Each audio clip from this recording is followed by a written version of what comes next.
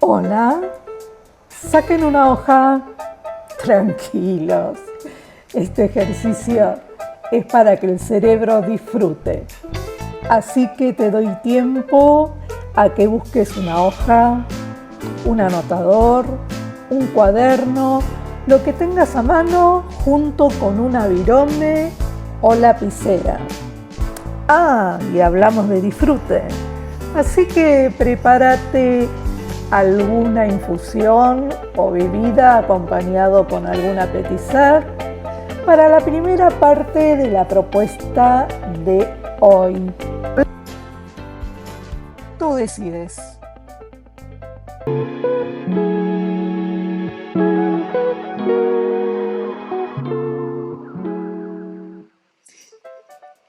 Crema solar por Philip Claudel.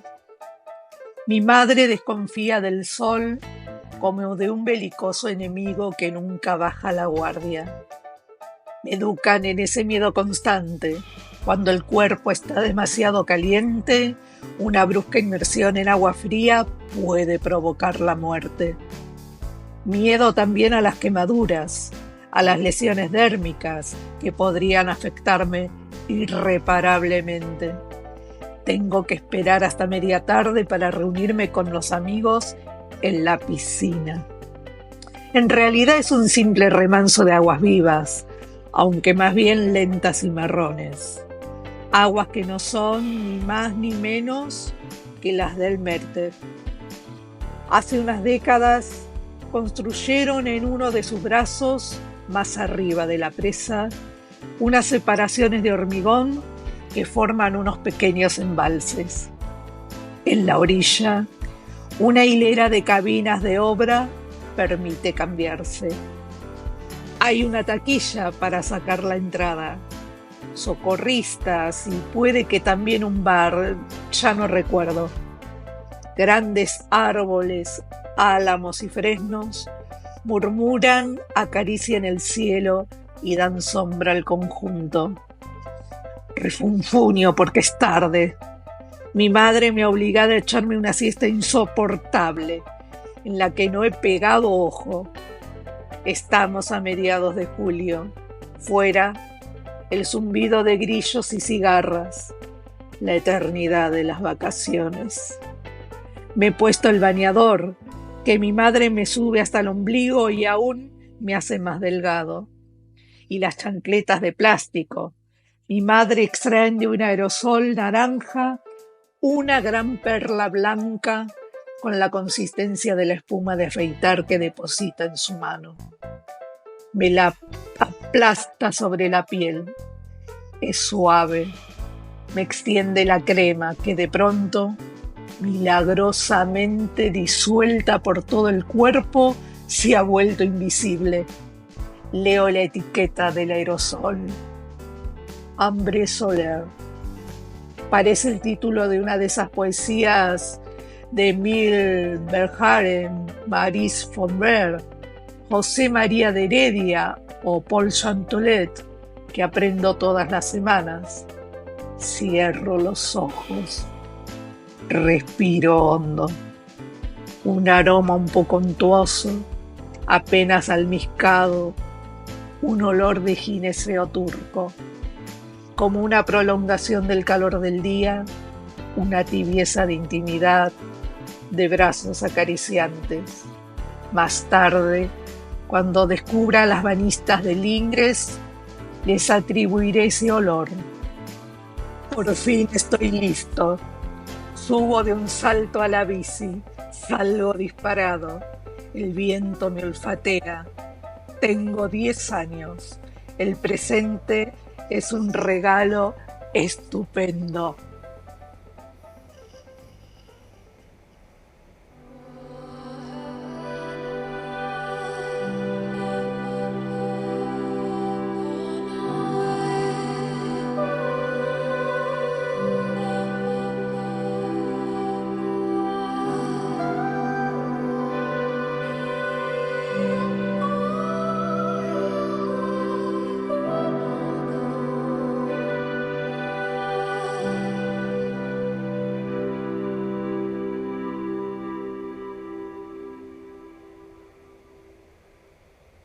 Continuidad de los parques por Julio Cortázar.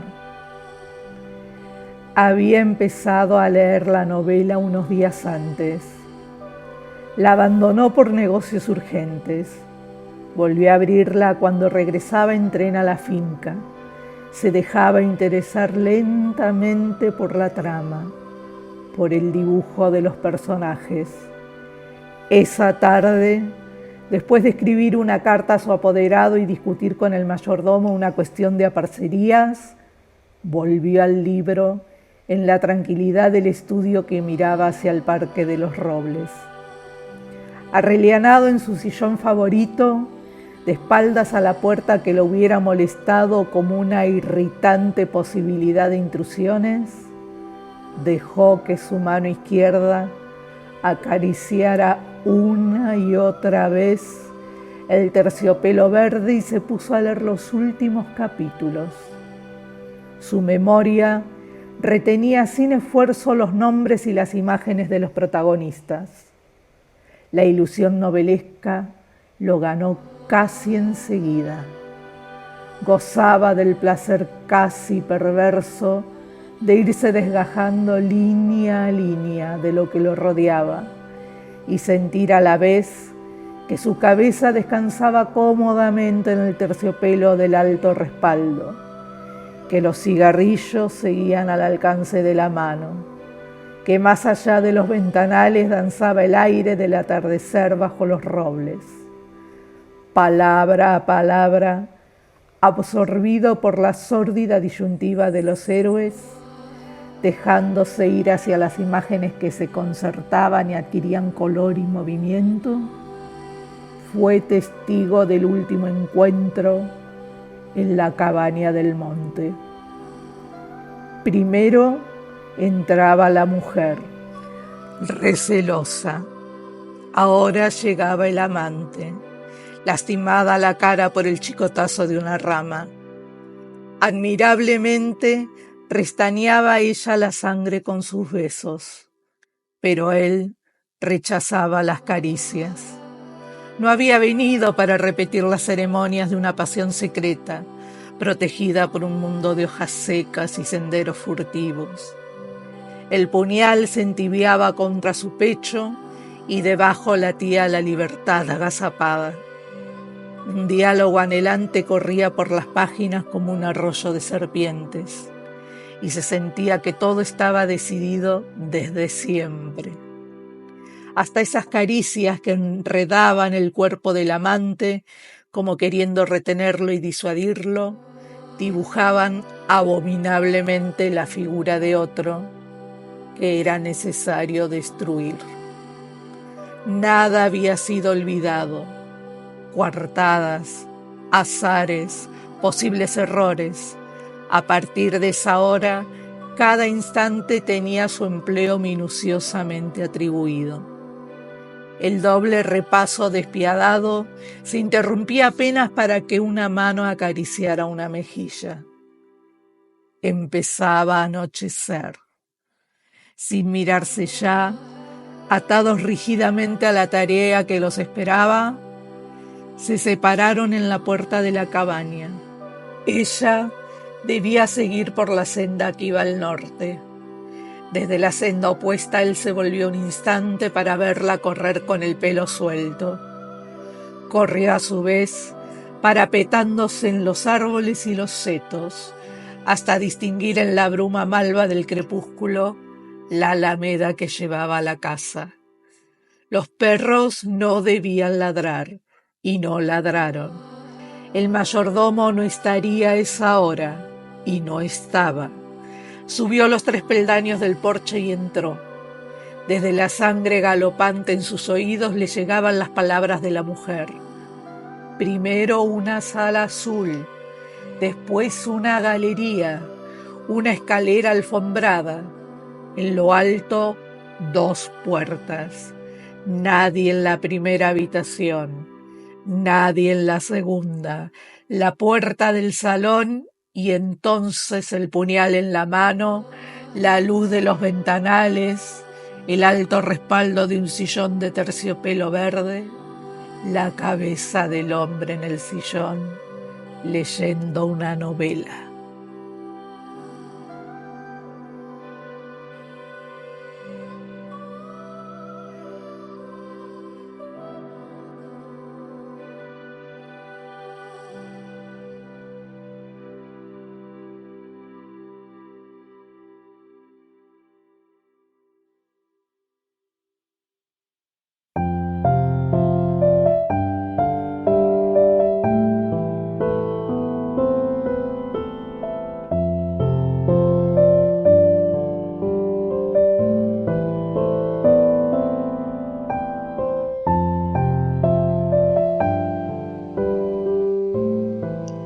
Cuento de una noche de invierno por Pedro Rey. Afuera reinaba la nieve, pero dentro del bar hacía un calor abusivo. Era un 24 de diciembre de hace años, en una capital europea. Por la vereda, del otro lado del vidrio, pasó un Papá Noel liberado de su horario en una tienda comercial. Tuve la impresión de que el peatón de rojo hacía un fugaz contacto visual con la persona sentada a mi mesa. Mi interlocutor, un fortachón de barba rala, de pronto dijo: «Nunca me tocó ir de visita tan al sur como la Argentina, pero ahora que lo pienso, en su país las fiestas transcurren en verano. Debe ser singularísimo». Tampoco yo me había detenido a pensarlo. Los trineos impulsados por renos, los arbolitos artificiales que quieren pasar por abetos, el algodón que sugiere nieve, incluso los hipercalóricos turrones se fundieron en mi imaginación al calor de la húmeda espesura de diciembre. Al hombre, cuyo nombre no recuerdo, me lo había recomendado como erudito en la materia un amigo, sabedor de que tenía que escribir contrarreloj una nota sobre festividades. Quizá vio reflejada en mi cara una puesta en guardia, porque de inmediato aclaró que la calurosa era una versión navideña válida como cualquiera. En Nochebuena se festeja el nacimiento de Jesús, que al fin de cuentas ocurrió en un lugar más bien árido, en una fecha incomprobable. Y en sus rituales se acumulan, con el cambio de signo que les aportó el cristianismo, multitud de detalles carnavalescos y herencias de celebraciones paganas. Y ya que acabábamos de verlo pasar, usó de ejemplo a Papá Noel. Cómo tuvo su origen en la bondad del santo Nicolás de Bari, cómo se convirtió en San Nicolás, cómo gracias a un cuento irónico de Washington Irving pasó a llamarse Santa Claus, así hasta llegar a la representación actual. Como siempre preferí los Reyes Magos. Al barbado de risa cavernosa, le recordé con malicia que la última transformación se debía a la más famosa de las gaseosas. Papá Noel pasó de verde a rojo gracias a una campaña gráfica de los años 30, donde se empachaba con esa bebida dulzona. No, me respondió, mientras le daba un sorbo a su Kir Royal. Ya antes de eso se lo había representado de rojo, aunque fuera la más común el verde, y a veces se lo mostrara de azul. La eficacia de aquella campaña, en todo caso, fue la que impulsó el colorado como norma. Bastaba ver, dijo, que en Rovaniemi, donde vive, tuvo que adaptarse a ese uniforme. Ante una breve risa de mi parte, explicó que en Estados Unidos había proliferado la noción de que Santa Claus vivía en el Polo Norte y que ese pueblo de Laponia, cerca del Círculo Ártico, Rovaniemi, aseguraba ser la morada histórica del personaje. Tenía un parque temático muy concurrido que ya en 1950 Eleanor Roosevelt había visitado con toda la seriedad del caso. Al igual que los lectores que hablan del Quijote como si hubiera sido de carne y hueso, mi interlocutor trataba de Papá Noel con la confianza del que se lo va a cruzar en cualquier momento. Por si acaso, desviamos la conversación hacia otras costumbres, como los regalos para los chicos eran ya frecuentes en la antigua Roma y en la época medieval se les atribuían a cierta hada. También el extraño origen del árbol de Navidad. La tradición se estableció alrededor del siglo XVI en Alsacia, pero ya antes en esa región se tenía la costumbre de colgar ramas de abetos en las casas. En el atrio de algunas iglesias se colocaba incluso un arbolito con manzanas rojas que conmemoraba la caída de Adán y Eva. El culto pagano de los árboles anterior al cristianismo, los celtas lo practicaban, se fusionó a su manera con el árbol del paraíso. Al final, una ojeada al reloj le recordó era hora de partir. Se agachó para rebuscar dentro de su mochila. Me había traído un presente, dijo, que me podía ser útil. Extrajo una bolsita. Dentro encontré el libro de un medievalista francés, Philippe Walter, sobre las fiestas, ritos y mitos de la Edad Media cristiana, y me fue útil. Acabo de releerlo. Sin embargo, todavía quedaba algo en la bolsa. Sopesé con expectativa, espié el contenido. En el fondo vi 2 minúsculos autitos de juguete, un Countach rojo y un Corvette azul. Los estaba por sacar con la emoción infantil de tantas nochebuenas cuando el hombre de cuyo nombre no puedo acordarme carraspeó. Antes de recobrar la bolsa, me aclaró con disculpas y una sonrisa que no eran para mí.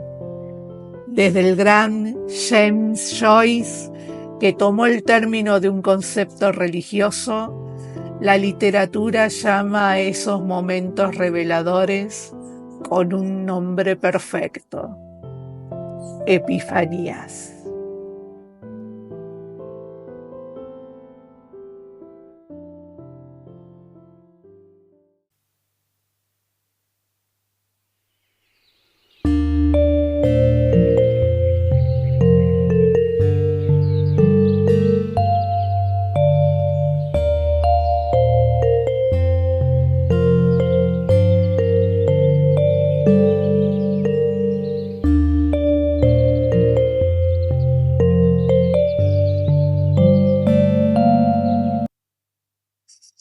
Tilo, por Philippe Claudel.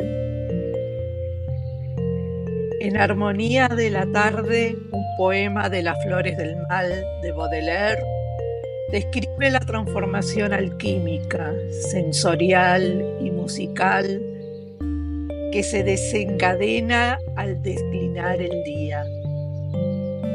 Ha llegado el momento en que, erguida en su tallo, cada flor se evapora igual que un incensario. Aromas y sonidos vibran en el ocaso, melancólico vals y vértigo lánguido. Frente a la casa, al otro lado de la carretera de Sommerville, cerca del cementerio, se alza un árbol bicentenario al que llamamos el Gran Tilo. Crezco a la sombra de su ramificado cuerpo, ancho y señorial, admirando su tortuosa arborescencia, descarnada, bruegeliana o romántica en los meses de invierno, frondosa, musgosa, habitada por la algarabía de miles de pájaros que llegan a él persiguiéndose para amarse y esconder allí sus nidos. Con el buen tiempo. Una farola le sirve de lámpara de mesilla y las noches de primavera baña su exuberancia de jade con un resplandor de vela. Es una escena onírica digna de un cuadro de René Magritte o André Debord. Cabría esperar que en el vaporoso halo luminoso que dibuja sobre la acera un óvalo claro, rodeado de tinieblas, apareciera en cualquier momento un personaje vestido de negro y tocado con un bombín, o una diáfana muchacha de grandes ojos almendrados envuelta en largos y finos velos. La luz excita a los abejorros y a veces les resulta mortal, y nosotros, que tenemos permiso para acostarnos un poco más tarde que de costumbre, vamos a cazarlos. Cuando se estrellan contra el suelo y permanecen unos segundos en un atontamiento indefenso. Nos mantenemos en la mano cerrada, sintiendo en las palmas el agradable arañazo de sus patas y la dureza de su caparazón de barnizada quitina. Luego, al día siguiente, los utilizaremos para juegos crueles, atándolos con un trozo de hilo de coser que los transforma en aviones de obligado vuelo circular. Pero ahora es el momento de la caza bajo el gran tilo en flor, asediado por nubes de abejas que se resisten a ir a dormir a la colmena. El árbol despliega sobre nuestras cabezas su enorme sombrilla de hojas nuevas, pálidos pétalos y harinoso polen de un amarillo apagado. Al olerlos, se saborea ya una miel que solo falta producir, como en una transmutación de la materia en que el gas se convierte en sólido. Esos largos anocheceres de junio encontrarán en el gélido y nevoso diciembre su dorada prolongación, extendida sobre rebanadas de pan caliente al regreso de las excursiones en trineo, o en forma de hirviente infusión en que las flores del árbol, resecas prisioneras que languidecían en un tarro de cristal por el milagro de la súbita rehidratación, abrirán de nuevo sus cuerpos en el agua caliente, entregándole como tributo votivo su incólume aroma.